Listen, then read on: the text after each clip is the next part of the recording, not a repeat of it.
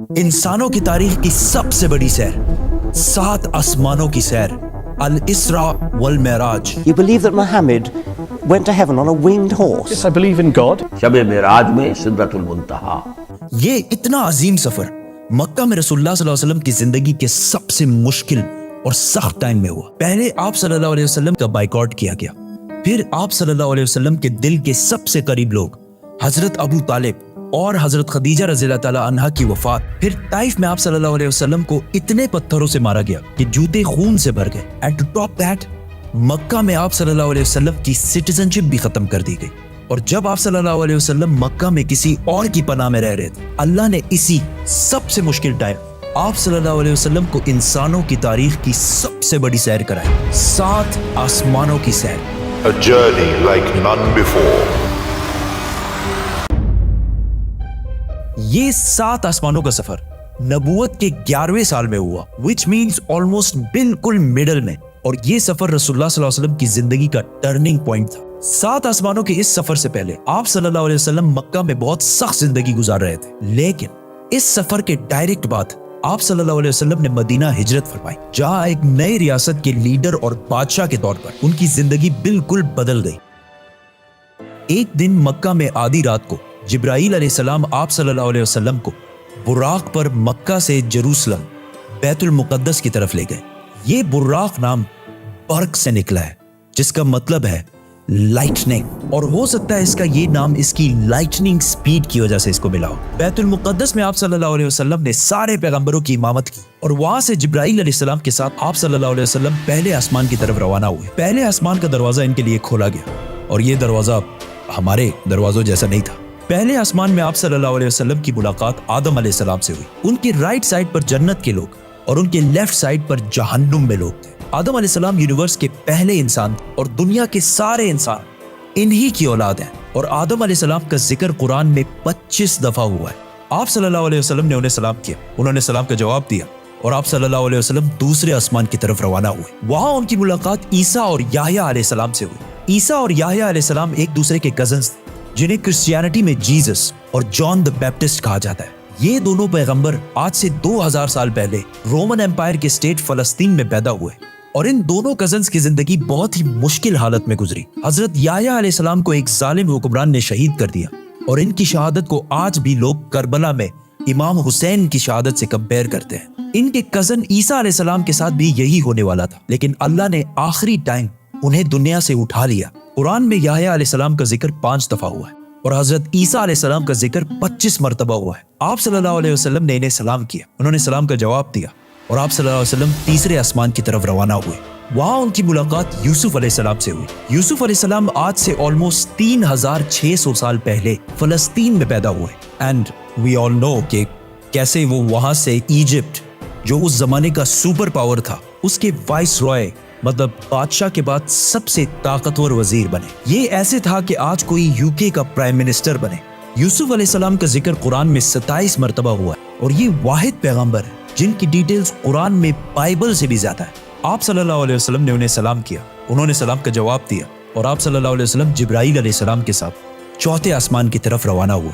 वहां उनकी मुलाकात इदरीस अलैहिस्सलाम से हुई। इदरीस अलैहिस्सलाम दुनिया के पहले इंसानों में से थे। आदम अलैहिस्सलाम और शीत अलैहिस्सलाम के बाद इदरीस अलैहिस्सलाम को इंसानों का तीसरा नबी माना जाता है, और दुनिया में सबसे पहले जुल्म के खिलाफ जिहाद इन्होंने ही किया था।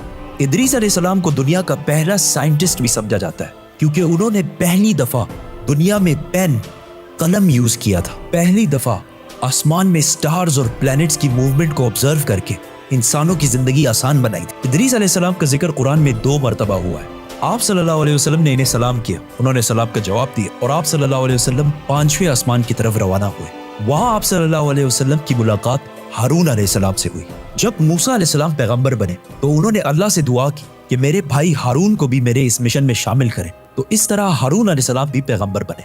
मूसा अलैहिस्सलाम ने हारून अलैहिस्सलाम को सिर्फ इसलिए चूज नहीं किया कि वो उनके भाई थे, बल्कि इसलिए क्योंकि हारून अलैहिस्सलाम बनी इसराइल के सबसे बड़े स्कॉलर्स में से थे। मूसा अलैहिस्सलाम बचपन से फिरौन के घर में पले बड़े थे, जिसकी वजह से उन्हें बनी इसराइल की किताबों और स्क्रिप्चर्स का इतना इल्म नहीं था। तो उन्हें एक ऐसे शख्स की जरूरत थी जिसके पास इन सारी चीजों का इल्म हो, और वो थे हारून अलैहिस्सलाम। और आज तक यहूदियों में سب سے زیادہ اسکالرز ہارون علیہ السلام کی اولاد میں سے ہیں، جس کی وجہ سے ہارون علیہ السلام کی اولاد کو یہودیوں میں ایک اسپیشل سٹیٹس حاصل ہے، جس طرح اسلام میں سیدوں کو حاصل ہے۔ ہارون علیہ السلام کا ذکر قرآن میں 20 مرتبہ ہوا ہے۔ آپ صلی اللہ علیہ وسلم نے انہیں سلام کیا، انہوں نے سلام کا جواب دیا اور آپ صلی اللہ علیہ وسلم چھٹے آسمان کی طرف روانہ ہوئے۔ وہاں آپ صلی اللہ علیہ وسلم کی ملاقات ایک ایسے پیغمبر سے ہوئی جن کا ذکر قرآن میں سب سے زیادہ کیا گیا ہے، 136 ٹائمز، کیونکہ موسیٰ علیہ السلام کی سٹوری کو آج تک دنیا کی سب سے زیادہ انٹرسٹنگ اور آؤٹ اسٹینڈنگ سٹوری سمجھا جاتا ہے، اور آج بھی بکس، کامکس اور ایون ہالی ووڈ کی سب سے بڑی فلمز موسیٰ علیہ السلام کی سٹوری سے کہیں نہ کہیں انسپائرڈ ہوتی ہیں، جیسے کہ Superman, Harry Potter and many others. یہ سارے سٹوریز بلینز آف ڈالرز کما چکے ہیں۔ And I was like, come on, this is Musa alayhi salam's story. ہوا ایسے کہ جب یوسف علیہ السلام مصر کے پرائم منسٹر بنے تو انہوں نے اپنے 11 بھائیوں کو بھی ایجپٹ میں آباد کیا، اور کافی جنریشنز تک وہ ادھر ہی رہے، اور آہستہ آہستہ وہ ایجپٹ کے سب سے اسٹرانگ اور رچ کمیونٹی بنے ایز یوزول۔ لیکن یہ دیکھ کر مصر کے لوگ ان سے ڈرنے لگے اور انہوں نے بنی اسرائیل پر ظلم کرنا شروع کیا، اور آخر سارے یہودیوں کو غلام بنا دیا، اور بنی اسرائیل مصر والوں کے 400 سال تک غلام رہے، جس میں انہوں نے ان پر بہت ظلم کیے۔ آخر 400 سال بعد موسیٰ علیہ السلام کے ذریعے اللہ نے بنی اسرائیل کو فرعون کی غلامی سے نکال دیا۔ وہاں سے آپ صلی اللہ علیہ وسلم 7ویں اور آخری آسمان پہنچے، جہاں ان کی ملاقات ان کی great great great grand father سے ہوئی، حضرت ابراہیم علیہ السلام۔ پچھلے ہزاروں سال سے دنیا کے سب سے بڑے ریلیجنز ابراہیمک ریلیجنز رہے ہیں، اور آج بھی دنیا کی 60% آبادی انہی ابراہیمک ریلیجنز کو فالو کرتی ہے، اور ہر دن 5 وقت کی نمازوں میں مسلمان ابراہیم علیہ السلام کے لیے اسپیشل دعا کرتے ہیں۔ اس کے بعد آپ صلی اللہ علیہ وسلم سدرۃ المنتہا کے پاس پہنچے۔ وہاں آپ صلی اللہ علیہ وسلم کو بیت المعمور دکھایا گیا، جس کا ہر دن 70,000 نئے فرشتے طواف کرتے ہیں۔ سدرۃ المنتہا آخری باؤنڈری ہے، وہ آخری حد ہے، مخلوق کوئی اس سے آگے نہیں جا سکتی۔ لیکن رسول اللہ صلی اللہ علیہ وسلم کو اجازت تھی، اسی لیے وہ جبرائیل علیہ السلام کو چھوڑ کر اکیلے آگے بڑھے اور اللہ کے دربار میں حاضر ہوئے۔ آپ صلی اللہ علیہ وسلم سے بعد میں صحابہ نے پوچھا کہ کیا آپ نے اندر اللہ کو دیکھا؟ تو آپ صلی اللہ علیہ وسلم نے کہا کہ میں کیسے دیکھتا، وہاں نور، لائٹ کا پردہ تھا۔ یہاں اس اتنے عظیم سفر کا اصلی مقصد ظاہر ہوا۔ یہاں اسلام کا سب سے بڑا حکم مسلمانوں پر فرض ہوا، نماز، جو پچھلے 1400 سال سے پورے دنیا کے کونے کونے میں ادا ہو رہی ہے۔ اس سے پہلے نماز فرض نہیں ہوئی کیونکہ مکہ میں مسجد بنانا امپاسبل تھا، لیکن آسمانوں کے اس سفر کے بعد مسلمانوں نے مدینہ کی طرف ہجرت کی اور وہاں اسلام کی پہلی مسجد بنائی، اور اسی نماز کی وجہ سے مدینہ میں ایک ایسی ڈسپلنڈ اور مضبوط کمیونٹی بنی جس نے آگے جا کے کچھ ہی سالوں میں رومن اور پرشین امپائر، 2 بڑی سپر پاورز کو فتح کر لیا۔ اس وقت آپ صلی اللہ علیہ وسلم پر 50 نمازیں فرض ہوئی۔ جیسے ہی آپ صلی اللہ علیہ وسلم وہاں سے روانہ ہوئے، ان کی ملاقات موسیٰ علیہ السلام سے ہوئی۔ موسیٰ علیہ السلام نے ان سے کہا کہ آپ کی امت 50 نمازیں کبھی بھی ادا نہیں کر سکتی، تو آپ اللہ کے دربار میں واپس جائیں اور ان سے اسے کم کرنے کی ریکویسٹ کر۔ صحیح بخاری میں ہے کہ رسول اللہ صلی اللہ علیہ وسلم واپس گئے اور اللہ سے ریکویسٹ کی، جس پر اللہ نے نمازیں 50 سے کم کر کے 40 کر دی۔ آپ صلی اللہ علیہ وسلم واپس موسیٰ علیہ السلام کے پاس گئے تو انہوں نے کہا کہ 40 بھی امپاسبل ہے، واپس جا کر اللہ سے ریکویسٹ کریں کہ وہ 40 سے بھی کم کریں، اور اس طرح تھوڑا آنا جانا چلتا رہا اور آخر نمازیں 5 پر فکس ہوئی۔ لیکن موسیٰ علیہ السلام نے پھر آپ صلی اللہ علیہ وسلم کو کہا کہ آپ کی امت 5 نمازیں بھی دن میں ادا نہیں کر سکتی، لیکن آپ صلی اللہ علیہ وسلم نے کہا کہ اس کے بعد اللہ سے نمازیں اور کم کرنے میں مجھے شرم آتی، میں 5 نمازوں پر راضی ہوں۔ آپ صلی اللہ علیہ وسلم کو اس سفر میں جنت، دوزخ اور گنہگار لوگوں کی سزائیں سب دکھائی گئی۔ آخر آپ صلی اللہ علیہ وسلم جروسلم واپس بیت المقدس پہنچے اور وہاں سے واپس مکہ کی طرف روانہ ہوئے۔ راستے میں انہیں ایک قافلہ دیکھا جن کا ایک اونٹ ان سے بھاگ گیا تھا۔ جیسے ہی آپ صلی اللہ علیہ وسلم واپس مکہ پہنچے تو مکہ والے سارے سو رہے تھے، which means یہ سارا کچھ آپ صلی اللہ علیہ وسلم نے ایک ہی رات میں کیا تھا۔ اب یہ کیسے پاسبل ہے؟ آئنسٹائن کی تھیوری آف ریلیٹیوٹی کے مطابق What is time?